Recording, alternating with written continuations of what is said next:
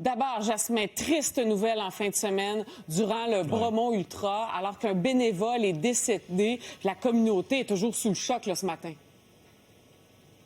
Oui, hier, il y avait l'adrénaline du fait qu'il y avait des milliers de personnes en montagne.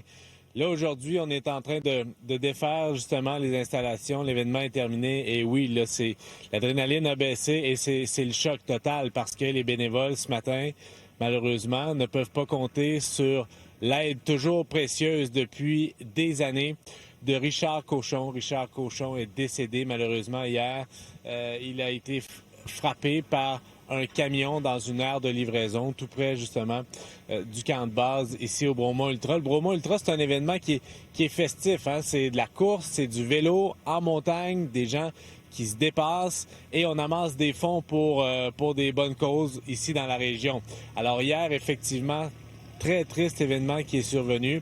Richard Cochon, j'ai parlé avec, vous allez entendre Marc Hébert. C'est non seulement le cofondateur du Bromont Ultra, mais c'est également un ami de la victime et il a tenu aujourd'hui à parler pour justement diffuser publiquement qui était Richard. On l'écoute. C'est un gars qui a le cœur sur la main, là, comme si vous avez vu les médias sociaux depuis 12 heures, c'est une vague d'amour qui se passe là. La communauté, on appelle ça la famille du Bromont Ultra. Fait que Richard, c'est quelqu'un qui ne peut pas dire non. Là. Il est impliqué, puis c'est pas seulement au niveau du Bromont Ultra, il est impliqué dans toutes sortes d'activités dans la communauté. Genre de gars, tu lui demandes « Hey Richard, peux-tu me donner un coup de main? » Puis il va être le premier arrivé, puis il va être le dernier parti. Là.